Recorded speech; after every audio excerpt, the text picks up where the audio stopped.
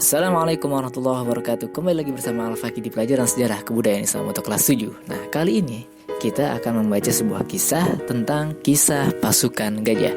Nah, yang mana di pertemuan sebelumnya kita sudah membaca sebuah kisah putra dari dua orang yang disembelih. Nah, ini adalah julukan yang Rasulullah sendiri tujukan kepada dirinya sendiri karena ayahnya yaitu Abdullah hampir pengen disembelih, dan darah dari nasabnya yaitu kepada Nabiullah Ismail alaihissalam, anak daripada Nabiullah Ibrahim alaihissalam, itu juga hampir pengen disembelih.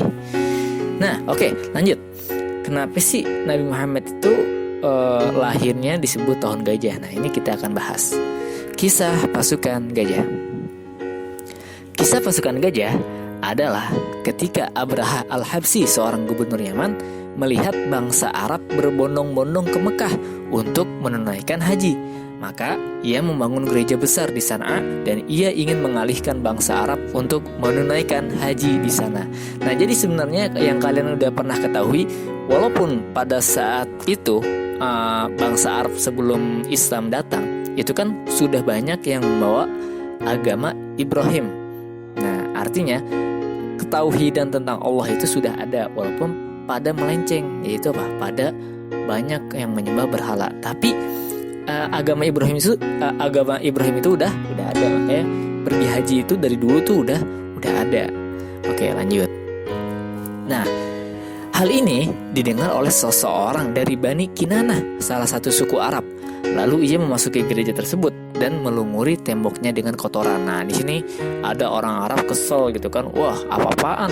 Masa kita yang pengen pergi haji ke Ka'bah pengen diganti ke gereja gitu kan? Nggak terima dia nih. Akhirnya dia kesel ngelemparin kotoran ke tembok gereja. Nah, selanjutnya, tatkala mengetahui hal itu, Abraha berkobar marah dan segera berangkat menuju Ka'bah dengan membawa pasukan berjumlah 60.000 personel untuk menghancurkan Ka'bah. Ia memilih untuk dirinya seekor gajah yang paling besar, sementara pada pasukannya terdapat 9 ekor gajah. Nah, jadi di sini Abraha tuh masih kekeh pengen ngebuat semua seluruh dunia itu kalau pengen pergi haji, pengen ibadah itu ke gereja yang dia bangun, yaitu di Sana'a. Nggak boleh lagi tuh ke Ka'bah. Apalagi ada kejadian kayak tadi, yaitu gerejanya dikotorin, dia makin marah tuh, makin berani. Ya udah, ayo kita hancurin Ka'bah gitu, biar orang-orang tuh nggak ibadah lagi di Ka'bah. Ia melanjutkan perjalanannya hingga hampir tiba di kota Mekah. Nah, di sini nih Abraha mulai bergerak nih bersama pasukan yang banyak, sama dengan apa? Dengan menggunakan gajah kalau si Abraha ini, dan 9 ekor gajah buat pasukannya. Nah, di sana pasukannya bersiap-siap untuk memasuki kota Mekah. Nah, jadi ketika hampir sampai, apa yang terjadi? Namun, gajah-gajah tersebut diam dan tidak mau beranjak maju ke Ka'bah. Dan ketika mereka mengarahkannya ke arah lain, gajah-gajah tersebut bangkit dan bergegas melangkah. Namun, ketika mereka palingkan ke Ka'bah lagi, gajah-gajah tersebut kembali diam dan tak bergerak. Nah, di sini tuh seakan-akan gajah-gajah ini tuh udah ngerti kemana tuh mereka akan dibawa, itu ke arah Mekah, tapi untuk menghancurkan Ka'bah. Makanya gajah-gajah ini seakan-akan ngasih isyarat, saya nggak mau gitu. Tapi dipaksa-paksa. Bahkan sampai di dalam riwayat lain dikatakan gajah-gajah ini sampai ditusuk-tusuk gitu kan, agar dipaksa agar mereka tuh jalan untuk menuju Ka'bah, yaitu apa? Untuk menghancurkan Ka'bah. Tapi gajah-gajah ini tetap enggan, nggak mau. Lalu apa yang terjadi? Nah, ketika itulah Allah mengutus kepada mereka burung-burung ababil yang berbondong-bondong untuk melempari mereka seperti daun-daun yang dimakan ulat. Setiap burung membawa 3 buah batu, 1 di paruh dan yang 2 lainnya di kedua kakinya. Nah, kisah ini bisa kalian baca di dalam surat apa itu namanya, yang alam tara kaifa fa'ala rabbuka bi ashabil fil. Nah, surat Al-Fil. Alam yaj'al kaidahum fi tadlil wa arsala 'alaihim tayran ababil tarmihim bihijaratin min sijil faj'alahum ka'asfim ma'kul. Nah, pokoknya kalian bisa baca sendiri suratnya beserta artinya. Nah, ilustrasinya itu seperti ini. Lihat, berapa ratus ribu Allah mengutus burung ababil yang masing-masing burung membawa 3 buah batu yang itu batunya itu panas gitu kan. Akhirnya mereka lemparin pasukan-pasukan Abraha. Lihat, pasukan-pasukan Abraha pada meninggal karena apa? Karena terbakar dengan panasnya batu bara yang dibawa oleh burung ababil. Semua habis. Wah. Mereka laksana kambing curian, tahu maksudnya tuh pada larian gitu. Dan tiada seorang pun dari mereka yang terkena batu tersebut melainkan anggota tubuhnya terpotong-potong untuk kemudian hancur. Bayangin aja, batu itu kan panas kan, apalagi batu bara yang dibawa oleh burung ababil. Yang konon katanya itu batu bara tersebut itu dari api neraka. Wah, serem kan? Mereka berhamburan keluar dan berguguran di jalan, sedangkan Abraha sendiri terserang penyakit yang membuat ujung-ujung jemarinya rontok, dan ia sampai ke Sana'a dalam kondisi seperti anak burung, hingga akhirnya ia pun menemui ajalnya. Nah, ini dalam versi lain. Ada juga yang mengatakan ya, Abraha juga mati ketika burung-burung ababil itu melemparkan batunya kepada pasukan Abraha. Oke. Sedangkan, kaum Quraisy mereka berpencar-pencar di jalan-jalan setapak yang ada pada kaki gunung dan berlindung di gunung-gunung. Mereka mengkhawatirkan diri mereka dari pasukan Abraha. Karena takut kan orang-orang Mekah, ini pasukan siapa ini, banyak rame-rame pengen ke Ka'bah gitu kan. Takut pada melarikan diri. Tatkala peristiwa itu menimpa pasukan Abraha, barulah mereka mulai kembali ke rumah mereka masing-masing dengan selamat. Peristiwa ini terjadi 50 hari sebelum kelahiran Nabi Muhammad SAW. Nah, sebenarnya kisah ini udah selesai tentang pasukan gajah.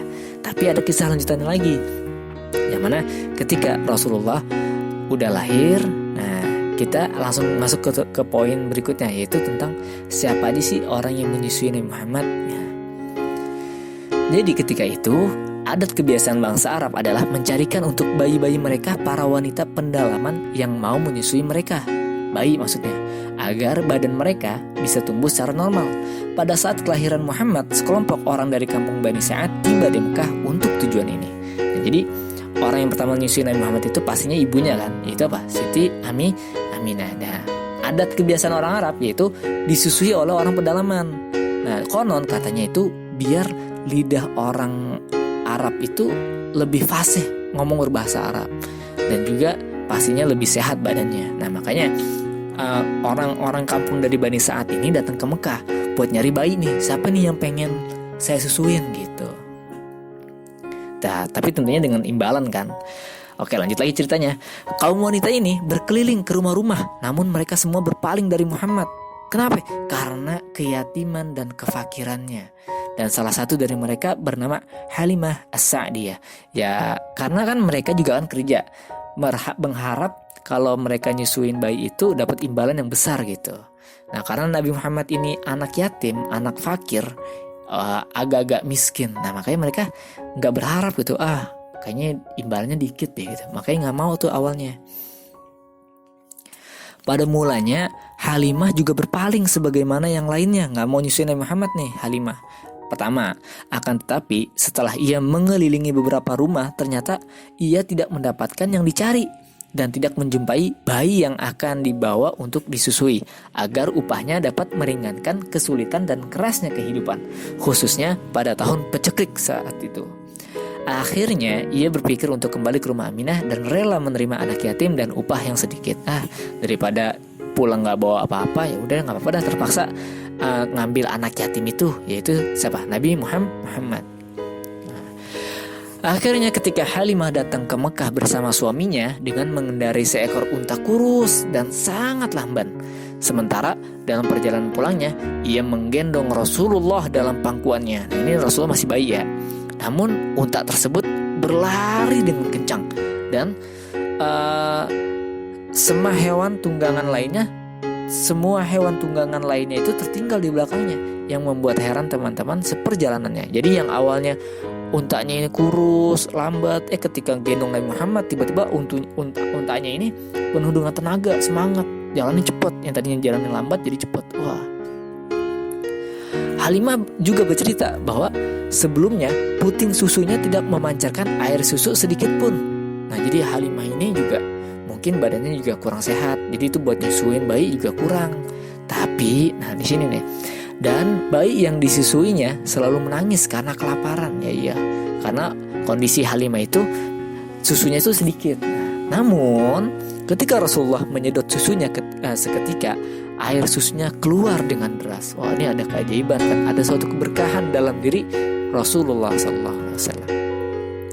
Nah, ia juga bercerita tentang kekeringan tanah miliknya di perkampungan Bani Sa'ad. Namun, ketika ia mendapat kehormatan dengan menyusui bayi ini, tanah dan ternaknya dapat berproduksi dan kondisinya berubah total dari sengsara dan melarat menjadi senang dan berada. Wah, akhirnya Muhammad menghabiskan masa 2 tahun dalam penjagaan Halimah yang sangat menyukainya. Ia merasakan dari lubuk hatinya segala sesuatu dan kondisi luar biasa yang meliputi bayi ini. Jadi intinya Halimah ini merasakan ketika Halimah membawa Muhammad kecil atau Rasulullah kecil, itu hidupnya itu penuh dengan keberkahan. Yang tadinya kering jadi gak kering, yang tadinya sulit jadi gak sulit.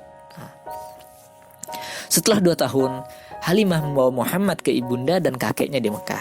Namun, ketika Halimah melihat perubahan yang terjadi pada keadaannya yang dipengaruhi oleh keberkahan Muhammad, ia memohon kepada Aminah agar menyetujui Muhammad tetap bersamanya untuk kedua kalinya. Dan Aminah pun menyetujuinya. Nah, di sini Halimah juga makin sayang sama Muhammad. Jadi sebenarnya itu kontraknya udah habis, udah 2 tahun. Harus dipulangin, tapi karena Halimah keburu sayang, akhirnya minta izin lagi ke ibunya untuk merawat Nabi Muhammad lagi ke depannya. Akhirnya Halimah kembali ke perkampungan Bani Sa'ad dengan membawa anak yatim ini yang melimpahkan kesenangan baginya dan mengelilinginya dengan kebahagiaan. Oke, to be continued. Karena apa? Karena cerita selanjutnya itu akan lebih seru lagi, yaitu mengenai peristiwa pembelahan dada Rasulullah ketika masih kecil. Oke, itu aja. Nah, sebelum berakhir, oke, coba silahkan jawab pertanyaan berikut ini dengan cepat. Kenapa tahun kelahiran Nabi Muhammad disebut tahun gajah? Siapa pemimpin pasukan gajah? Siapa yang menyusui Nabi Muhammad SAW setelah ibunya? 3 detik dari sekarang. 1, 2, 3. Dan kita lihat jawabannya. Tang. Apakah jawaban kalian benar?